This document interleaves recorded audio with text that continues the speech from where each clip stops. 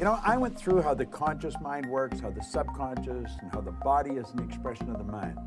And as you go through that, if you go through it a few times, you're going to see, yeah, that's exactly what happens. Now, I want you to think of this for a moment. When you impress an idea upon your subconscious mind, that alters the vibration of this instrument we call our body. See, our body is a molecular structure. Really what it is. It's a massive energy in a very high speed of vibration. Now, we invented a word to describe our conscious awareness of vibration, and that word is feeling. If you ask a person, you know, how are you today? They'll say, well, I'm feeling fine, or I don't feel that good, I feel great. You never hear a person say, oh, I'm consciously aware of being emotionally involved with a negative idea, so therefore I've moved into a negative vibration. But that's exactly what happens. So, you see, as we start to understand this, and we become aware that we're not feeling too good, we can change it. Now, it takes a little training, but you can do it. We are really in charge of how we feel. Now, we let other people upset us, but we don't have to let other people upset us. We don't need to react to them. We can respond. We can listen to what they're saying, and they say, well, you're entitled to your opinion, but that's just not what I'm like. And we can hold our own idea of ourselves.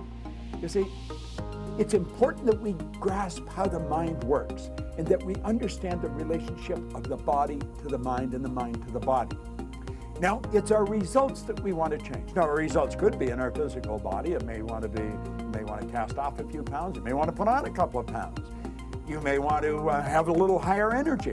See, all the energy there ever was or ever will be is 100% evenly present in all places at the same time. Everything's energy. You know, you'll hear people say, where does he get all the energy? Where does she get all the... Nobody gets energy. Everybody releases energy. Desire is the triggering mechanism to, whoo, lets the energy flow. Now, let's go back and have a quick review. Here you've got the little stick person here. There you've got the conscious mind, and remember, you have the sensory factors hooked up to the conscious mind. And then you have the subconscious mind, and then you have the body. Now, the conscious mind has the ability to choose thoughts. Those thoughts turn into pictures. We turn the pictures over to the subconscious mind, and then the subconscious mind expresses the action. All right? Now, what is the problem? Remember, we said the subconscious mind had no ability to reject. We said the subconscious mind cannot differentiate between what's real and what's imagined. How did we arrive on the scene? I'll tell you. When you arrived on the scene, you did not have any conscious faculties developed. The sensory factors weren't even developed. This is how you arrived. That's called the little one. That's the baby. No conscious mind. So there's the subconscious mind. It's wide open. You can put anything in it. You see, your subconscious mind is programmed genetically.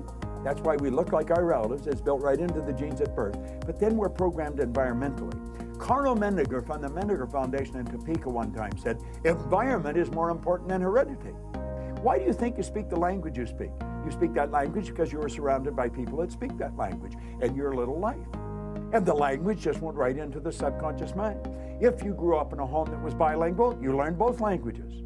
I had an associate over in Kuala Lumpur, had a little boy, he spoke 4 languages at 4 years of age. And you'd look at that and you'd say, my gosh, no. The baby was programmed. Why do you like the food you like? It's programming. That's right. Now, let's stop and think about the environment we were raised in. Here's the baby, and look at the ideas and the thoughts and the concepts that are going on around that baby are going right into that baby's subconscious mind.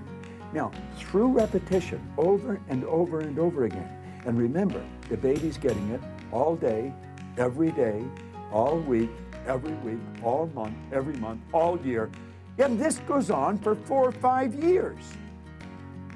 And the baby reaches the age of 4 or 5 where they can start to think that baby's programmed.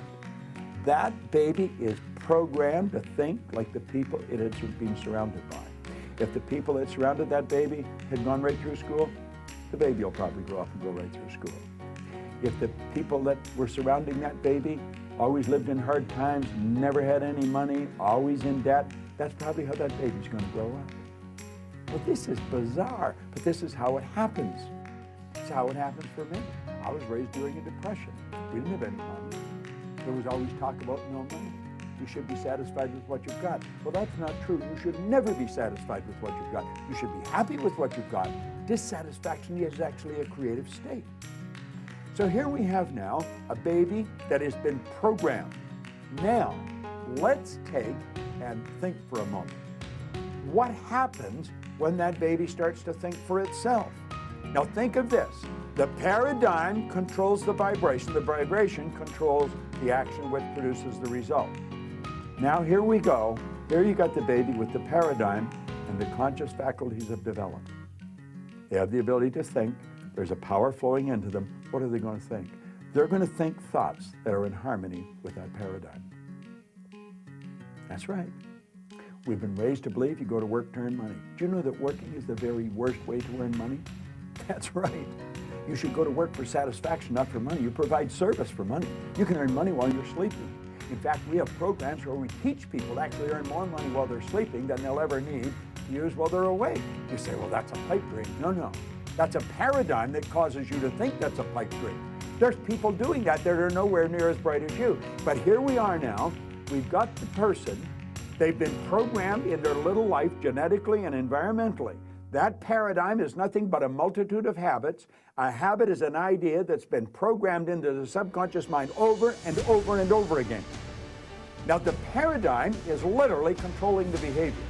Consciously, you can think of one thing, but subconsciously, the other idea will be controlling you. See, we can sit down and we can read these self-help books, we can listen to the recordings, and say, yeah, well, I can do that. That makes sense. That's logical. But then we can't do it. Why? Now think of this for a moment. I want you to imagine that you're going to accept an idea right now to turn your annual income to a monthly income. You say, well, I'd like that, but will you do it? Probably not. Your paradigm will stop you.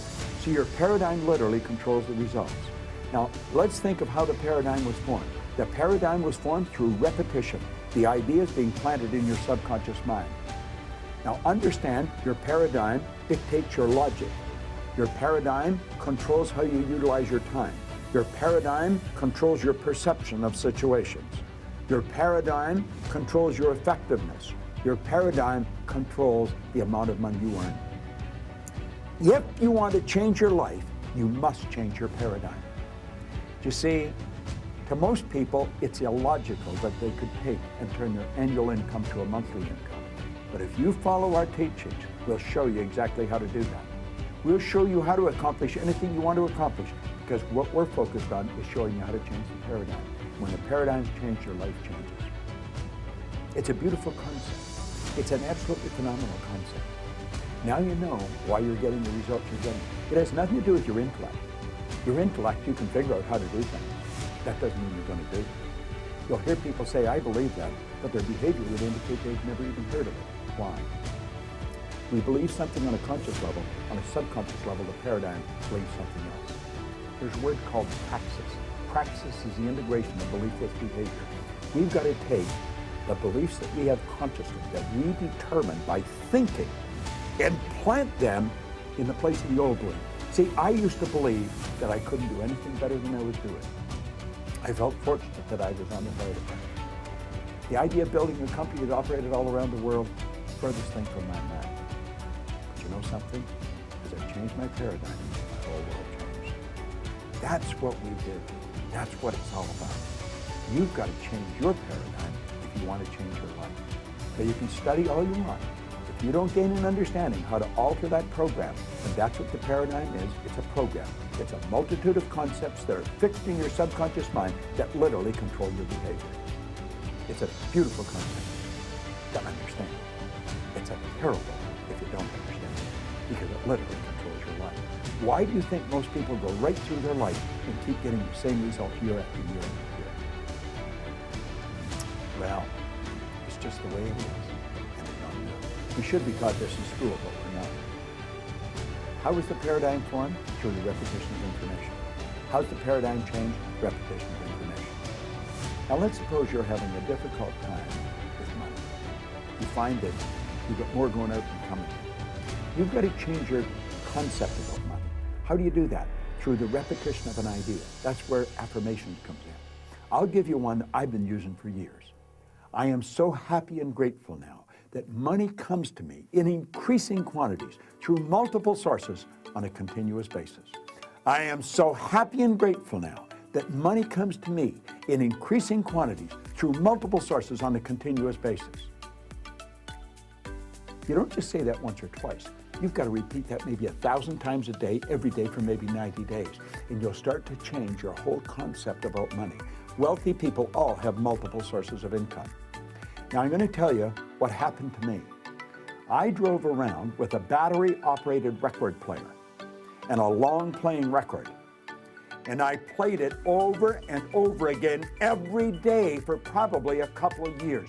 This was so totally illogical. It was behavior. Everybody thought I was losing it. And I'm reading the same book every day, Think and Grow Rich. As a matter of fact, I'm still reading the same book. And it was the repetition of Earl Nightingale's information and the book that changed the paradigm. I didn't know what I was doing. I didn't understand what I was doing, but I did it. You know, I had a man come up to me in the Waldorf Hotel in New York, Waldorf Astoria, at the end of a 3-day program, and he said, "Bob, I really want to thank you for what you've just given me." He said, "For the first time in my life, I understood how I accomplished what I did." I said, "What did you do?"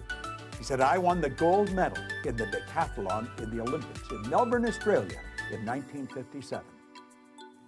That's right. Milt Campbell. And he said, "I never understood how I did it." He said, "The next time you run a seminar, I want to bring my boys." And he did. Milt and I became great friends. In fact, Milt has a key to our house. He can come stay there anytime he wants. I live in Toronto, he's in New Jersey. But here was the top athlete in the world, a very best athlete in the world. He didn't understand how he got there. Most people that are very accomplished cannot tell you why they are. That's why they are. They've rewritten the program. They changed the paradigm. They might not have understood how they did it, but they did it. That's what our company is all about. We teach people how to change paradigms. I want to thank you for watching this, but I'm going to ask you to share it with other people. Share it with them. Say, "Come and watch this." Start a rapport. Build a rapport with people. You know? It's a great way to live, and this is great information to understand. Thanks for listening. It's Bob Proctor. I enjoy sharing it with you.